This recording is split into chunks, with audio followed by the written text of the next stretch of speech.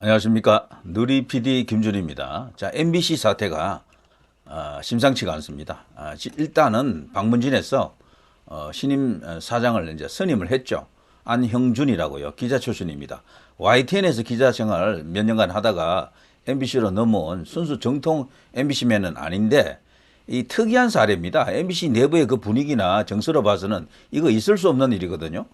그런데도 이렇게 되었다는 것은 뭔가를 우리가 이제 유추해 볼 수가 있습니다. 기본적으로 전임 사장이 된 박성재의 연임을 시도했던 게 방문진이고요. 그들의 꿍꿍입니다. 그런데 이 이유를 알 수 없는 상황이 이제 발생하는데요.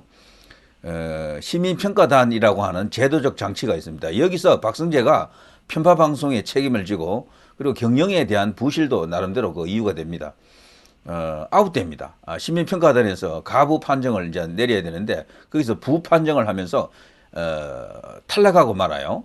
박성재가 그렇게 되자 원래는 들러리격으로 이제 인식되었던 두 사람, 그 두 명이 이제 대기라는 양상으로 갔습니다. 그 중에 한 명은 PD 출신이고 한 명은 기자 출신인데 기자 출신인 안형준이가 이제 MBC 사장이 이제 되고 만 거죠. 방문진으로서도 아마 당혹스러울 겁니다. 원래 자신들이 생각했던 인물이 아니고 갑자기 예상치 못한 들러리를 이제 사장으로 지금 내세운 격입니다. 제가 봐도요, 전체적으로 사장이 될 만한 클래스가 아니에요. 과거에 최문순이가 MBC 사장 될 때 그때 7단계, 8단계를 뛰어 올랐다 그러거든요. 방문진에서 그때 최문순을 사장으로 임명할 때 당시 청와대가 이제 노무현 때 아닙니까? 그 의지가 100% 실렸다고 이제 봐야겠죠. 최문순이가 당시 사장 될 때 계급이 직위가 부장대우였습니다. 부장대우. 부장도 아니고 부장대우입니다. 부장대우 위에 당연히 부장이 있겠죠. 그 MBC 이제 그 직제를 보면은 대우 부장 그 위에는요 부국장 대우가 있습니다. 그리고 부국장이 있어요. 그 위에 또 국장 대우 국장 그 위에 가면 또 임원들이 있지 않습니까? 이사들 말이죠. 근데 이사 임원들 보더라도 거기 가면 또 부사장이 있고 사장이 있고 단숨에 부장 대우에서 사장으로 뛴 겁니다. 도대체 몇 단계입니까 거기가? 그것처럼 이번에 이 안형준이가 사장이 된 것도 그에 비교될 정도의 엄청난 파격입니다. 그야말로 덮보잡, 갑툭튀 이런 자가 갑자기 이제 MBC 사장이 된 건데요. MBC 사장은 원래 뉴스에 나타나는 인물이 아니죠. 뉴스를 뒤에서 그냥 총 컨트롤하는 인물이다. 보도에 뭐 마크에 숨어서 이제 힘을 행사하는 인물이다. 이렇게 볼 수가 있는데 우리나라가 지금은 어떻게 보면 선동공화국, 여론공화국이 되어 있기 때문에요. 영향력만 딱 놓고 보면은 제가 볼 때는 국회의원 10자리보다도 더 중요한 자리가 MBC 사장입니다. 그냥 보통 국회의원 10명보다 더 그 험한 자리예요. 더 중요한 자리입니다. 이런 자리를 이번에 놓친 겁니다. 저는 솔직히 말해서요, 그 국민의힘 최고위원 2명보다도 MBC 사장이 더 중요하다고 보는 사람입니다. 최고위원 둘 뽑아도 크게 할 일 없어요, 사실은. 특별한 일이 생기면은 뭐 이런저런 뭐 이슈가 터지면은 한 표 한 표가 중요해서 그렇지 평소에는 최고위원들이 그렇게 많은 발언을 못 해요. 대부분 대표 중심으로 흘러갑니다. 원내대표 중심으로도 흘러간다고요. 그렇다고 보면은 하는 사이에 지금 MB 사장 일이 거의 다 끝나가는 상황입니다, 지금. 그런데 이대로는 안 돼요. 이대로는. 저들이 심어놓은 거대한 알박기들이 몇 군데 있는데 그 중에서도 영향력만을 이제 고려한다 그러면 이 MBC와 KBS 이 두 곳이 제일 큽니다. 저는 방통이나 방통심의위보다도 더 큰 데가 여기라고 봐요, 사실은. 때문에 이대로 가면 안 된다는 거죠. 정권이 교체됐는데도 저들이 또다시 3년 임기에 새로운 자신들 입맛에 맞는 사장을 임명했다는 것은 이대로 용납할 수 없다는 것을 말합니다. 일종의 선전포고다 이렇게 볼 수가 있겠죠. 자, 산으로 가는 MBC 안형준 사장 갈팡질팡 최단명 사장 나오나 벌써 이런 헤드라인이 나올 정도로 여기가 지금 심상치가 않습니다. 이런 때 말이죠. 뭔가를 좀 해야 돼요. 자, MBC 제3노조 여기는 비민주노총 계열이죠. 자, 안형준 사장을 업무방해죄로 경찰이 고발했습니다. 업무방해죄로. 자, MBC 돌아가는 게 대충 어떤 것인지 이제 이해가 되실 텐데요. 자, 이런 걸 보면은 이제 어떻게 해야 되는지가 답이 나옵니다. 지금 보면 MBC 노동조합 제3노조는 안형준 사장은 2016년에 A사의 드라마 PD가 공짜 주식 수수 혐의로 사내 감사를 받을 때 해당 주식이 본인 소유라고 답변했다. 거짓말로 A사의 감사 업무를 방해한 업무 방해죄를 저지른 것이다. 이렇게 지금 주장하고 있는데요. 아마 이게 사실이겠죠. 이것을 허위로 주장할 수가 없습니다. 이것만 해도 중대한 결격 사유다. 저는 그렇게 봅니다. 자, 민주노총 산하 전국 언론노동조합에 속하지 않아 소수 노조인 제3노조 등은 MBC 주식을 70% 소유해 대주주인 방송문화진흥회 박문진이 안형준 사장이 벤처기업으로부터의 그에게 공짜 주식을 받았다는 제보를 받고도 이를 규명하지 않은 채 최종 면접을 진행했다고 이제 주장하면서 이 일을 현재 제기하고 있는 상태죠. 계속해서 이 문제를 이슈화시키고 있습니다.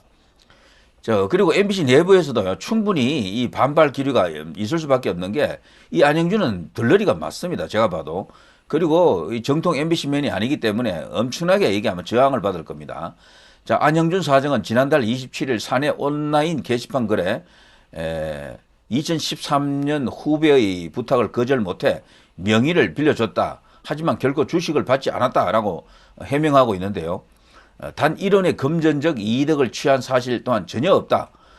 해당 회사는 오래전 폐업 신고됐다. 이런 식으로 둘러대고 있습니다. 그러면서 주식 명의 대여를 금지하는 법은 다음 해인 2014년 11월 시행됐다며 당시 불법이 아니었다 하더라도 인정에 이끌려 명의를 빌려준 사실에 대해 깊이 후회하고 있다. 이렇게 말하고 있습니다. 그러면서 공짜 주식 말고도 자신을 둘러싼 소문에 대해 실체가 없는 허위 사실들이라고 이제 반박을 하고 있죠.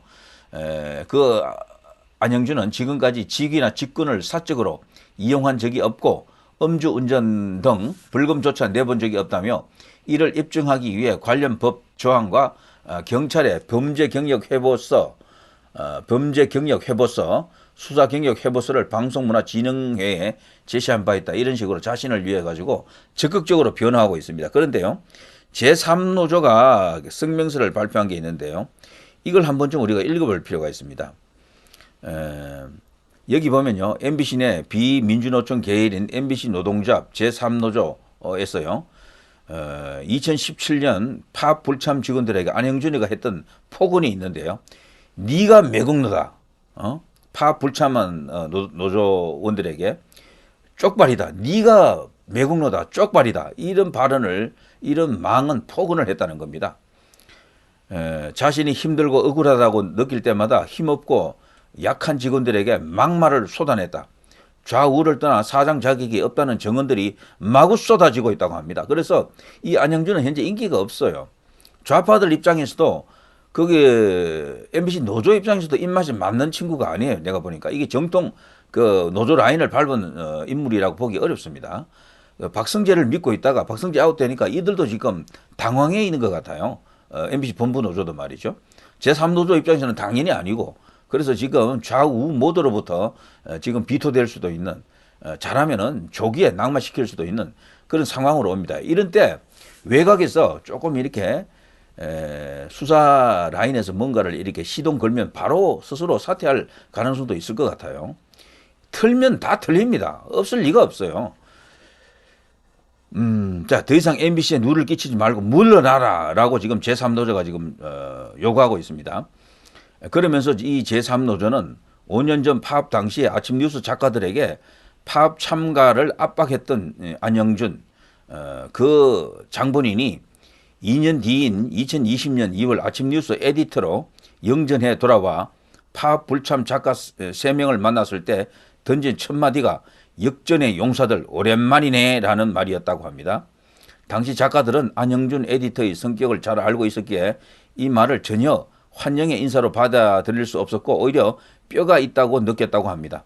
정확히 석 달 뒤에 제2모 부장을 통해 해고 통지를 받게 됐다고 전하네요.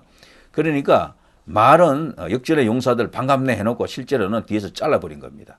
그때 당시 앙심을 품고 노조에 협력하지 않았다, 파업에 동참하지 않았다는 이유가 되겠죠. 그리고 또 이 안형준은 또 해고 상황에 놓인 작가들에게 전화를 걸어 너희 계속 방송만 했는데 어떻게 하냐? 내가 얘기 잘해줄 테니까 여기 한번 이력서를 내봐라 하면서 CJ 헬로비전을 추천해 줬다고 합니다. 그런데 막상 CJ 헬로비전은 직원을 안 뽑았다고 하는데요. 그런 식입니다. 이 진실성이 없는 그런 인물이다 이렇게 볼 수도 있겠고, 자, 프로그램 작가 교체는 본인이 사실상 정권을 가지고 있는데도 사장 핑계를 대고 자신이 해고를 시키면서도 여기라도 지원해 봐라 라면 선심 쓰는 척 위로하는 것이 더 기분 나쁘고 상처로 남았다는 것이 당시 작가들의 증언입니다. 이 작가들은 정식 직원이라고 보기보다는 프리랜서 성격이죠. 뉴스에도 이 작가들이 있습니다. 여러 가지 잡무도 하면서 나름대로 뉴스 헤드라인도 뽑아주고 뭐 글도 어느 때는 좀 쓸 것 같아요. 자, 그런 역할을 하는데요. 자, 이런 작가들의 약한 신분을 이용해 가지고 정규직인 자신이 갖고 놀았다, 농락했다고 이제 볼 수도 있겠네요. 자, 그러면서요, 10년 전 안형준이가 뉴스투데이 차장으로 있을 때는 아침 신문 보기 코너의 영상 편집자에게 김밥을 사오라고 김밥 셔틀을 자주 시켰다는 증언도 있습니다. 김밥 심부름 이런 거 시키는 게 요즘 있을 수가 없는 일이거든요. 10년 전이라 해도 마찬가지입니다. 그때 당시에 이런 것을 했다는 것 자체가 시대착오적인 인물이다 이렇게 볼 수가 있겠고, 본인이 좋은 대학교를 나왔고 서울의 유명 고등학교를 나왔다는 식의 학교 자랑을 시도 때도 없이 했다는 것이 그를 경험한 사람들의 공통된 증언이다 이런 말도 있습니다. 또 제3노조는 특히 2017년 문화사업국으로 발령받아 사업부서에서 일할 때도 아래 직원에게 너 고등학교는 나왔나? 내가 볼 때는 중학생 수준밖에 안 된다. 상황 판단도 못하고 똥인지 된장인지 구별도 못하고 그렇게까지 굳이 충성하면서 아부할 필요가 있나? 라고 모욕적인 발언을 서슴지 않았다고 그래요. 힘없는 후배를 인격제로 보기나 한 것인지 의심스러운 발언인데요. 2017년 9월 언론노조 파업 때는 문화사업국에서 파업 불참한 직원에게 혹시 쪽발이가 무슨 뜻인지 아냐? 매국노, 쪽발이는 다 몰아내야 하는데 네가 매국노, 쪽발이다 라고 막말을 쏟아냈다고 합니다. 이런 것만 보더라도 어떤 위인인지 어떤 인격인지 어떤 정체성을 갖고 있는지 정치적 칼라가 어떤지 다 드러나 있는 거죠 지금. 자, 이들은요 당시 이 말을 들은 직원은 열심히 묵묵히 일하는 직원에게 아래 사람이고 힘이 없다고 막말을 쏟아내며 분풀이한 것으로 느껴졌고, 너 따위는 MBC에 있을 사람이 아니야 라는 선을 그은 것으로 느껴져 지금까지도 큰 상처로 남아있다고 합니다. 또 제3노조는 돌이켜 생각하면 직장 내 괴롭힘이 라고 볼 수 있는 것이라며 회사 생활을 하다 보면 파업을 할 수도 있고 안 할 수도 있다. 이쪽 편을 들 수도 있고 저쪽 편을 들 수도 있다. 가장 중요한 것은 직원이므로 일을 열심히 하는 것이고 동료들에게 인간적으로 예의를 잃지 않는 것이다. 그런데 안형준은 힘들고 억울하다고 느낄 때마다 힘없고 약한 직원들에게 막말을 쏟아내며 자신의 화풀이 대상으로 삼았다는 증언이 무수히 많이 쏟아져 나오고 있다. 이런 사례가 여기저기서 나오고 있는 것은 본인의 부덕함이요 사람 됨됨이의 문제다 라면서 좌우를 떠나 사장 자격이 없다는 증언들이 나오고 있는 만큼 더 이상 MBC에 누를 끼치지 말고 물러나야 마땅하다 라고 제3노조가 지금 연일 성토하고 있습니다. 자, 안형준의 조기 낙마를 기원합니다. D- 뭐 오늘 한 10쯤 되겠네요.